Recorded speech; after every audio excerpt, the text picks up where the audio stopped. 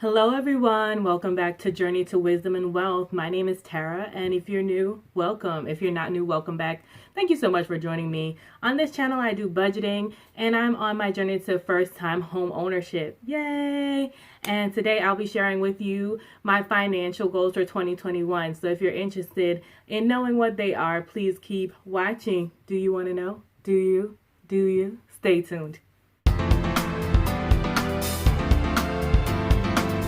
All right, so if you're here, you wanted to know, and I'm glad to share them with you. I have it written down on paper, so if you see me look down, that is the only reason why. So I don't have that many financial goals this year because one of my main goals is, like I said, I'm on a journey to first-time home ownership, so it's saving the deposit, closing costs, and other significant amounts for my home.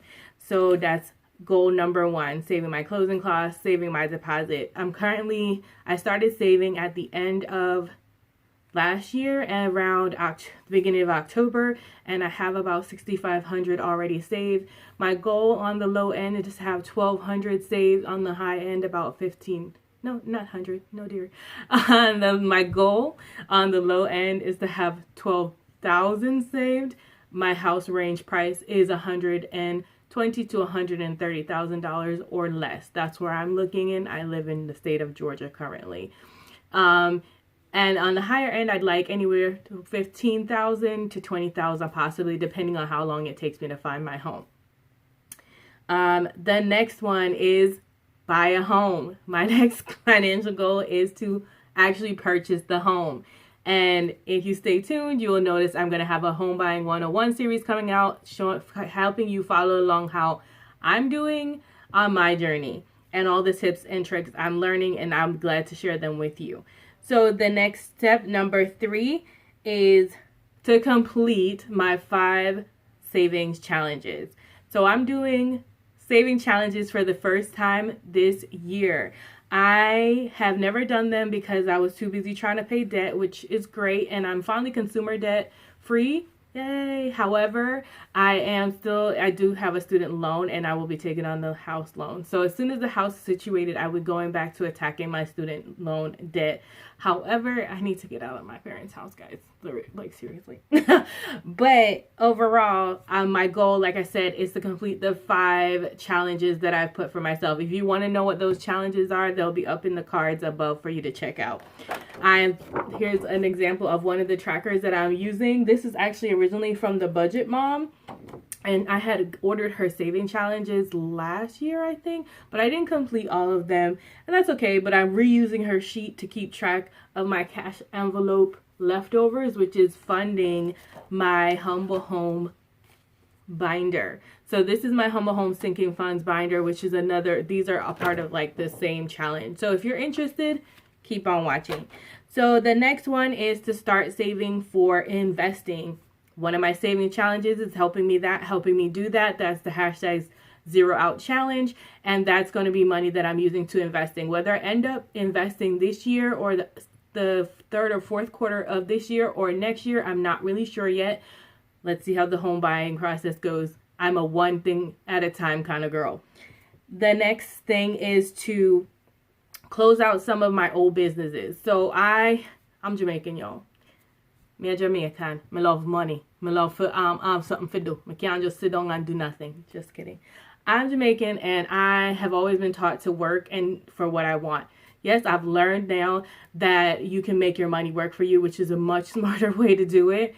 But I've always been a side hustle, side business kind of person. I don't really like the word hustle too much anymore because it reminds me too much of working too hard. So I'm a side business kind of girl. And so I had an Etsy shop. I had a Poshmark shop. A Poshmark store. I had a Macari store. I sold things on Facebook Marketplace. I had a full-time job. I had a part-time job. When I was paying debt, I was serious. Serious as a heart attack, okay? So I started to drop off on a few of those things. And I had YouTube. I actually have another channel with like 7,000 subscribers on it. And I chose to take my budgeting over here, hence the new channel. But I'm sharing that with you because a part of my goal number 5 is to start closing up some of those businesses or deciding to revamp them. I'm not sure yet. So as far as the Etsy store goes, I have a lot of cash envelopes left over that I made and I just did not sale. So I'm going to put them back up there on like super duper sale.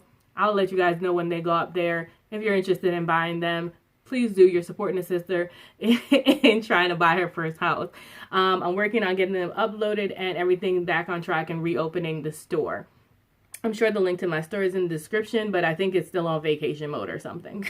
So, and as far as Poshmark goes, I have so much inventory downstairs in my parents' basement that I just need to get them up and listed again. Super sales, just trying to get rid of them, just trying to make that extra dinero.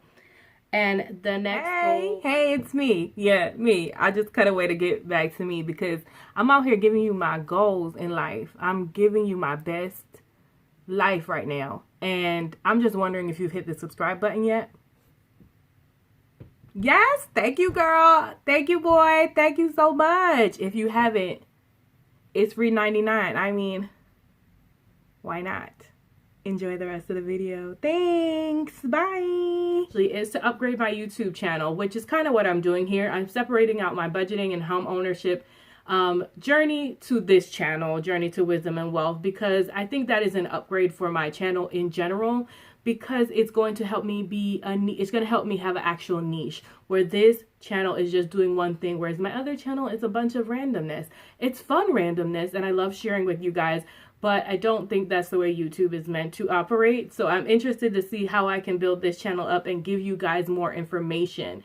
My other channel was more just like me sharing, and you might not get any info. It was just about me sharing. Here, I'm trying to be more intentional about sharing actual information that you might actually need, and that is of some service and purpose to your life. So I hope after you've been watching these videos, you do feel like I'm doing that. I hope. Let me know down in the comments if you're learning anything. And the last one is to track my savings for these challenges.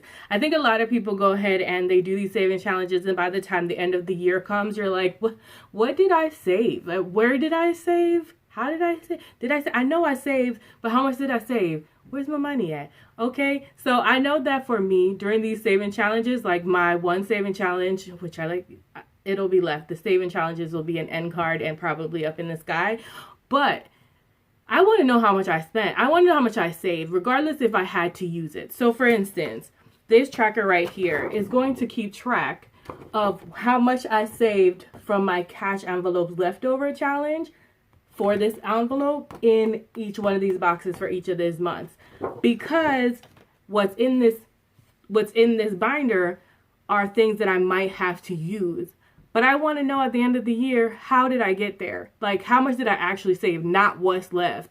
For instance, one of the envelopes in here is for inspection, right? For the home. So if I buy my home and I have to use $300 that I may have saved in here by then for inspection, when I count this at the end of the year, it's going to say I'm less $300, which is not the facts, okay?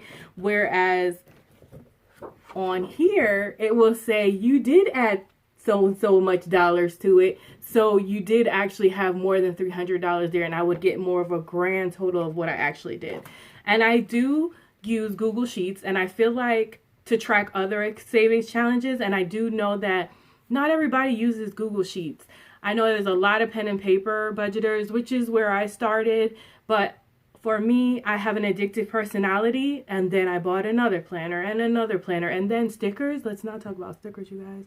Stickers was a problem. It was a problem. Like, I have so many stickers. I only budgeted for 2 years. Why do I have this many stickers? So I had so many stickers. It was getting to the point where I was spending money I should have been paying debt with paying to debt or saving on stickers. That was not productive for me at all. I had to find a different way to budget that was still accurate, and I didn't have to worry about decorating. And that is how I ended up budgeting with Google Sheets. I budget with Google Sheets. I hope that you guys stay. I hope that because it's not a top-down handwriting video, you do stay and watch me budget with Google Sheets. I find it to be very accurate, precise, where sometimes calculator addition does not work for me. I love the idea of digital budgeting on like an iPad, but that is not in my budget right now. So I hope that, you know, those people who are into Excel budgeting or Google Sheets is free, y'all, with a Gmail account. So I'm not spending any money there, and neither do you have to spend any money there. That was a tangent. I'm so sorry. Either way, those are my goals for 2021, and I hope that you enjoyed them. And I would like to know what some of your goals are. Comment down below some of your goals for 2021. Let me see if I missed any good ones that I can maybe incorporate in for next year. All right, guys, remember, in order to be great, you have to be grateful, and I'm super duper grateful for you. Faith over fear this year, y'all. Have a wonderful, blessed day. Bye.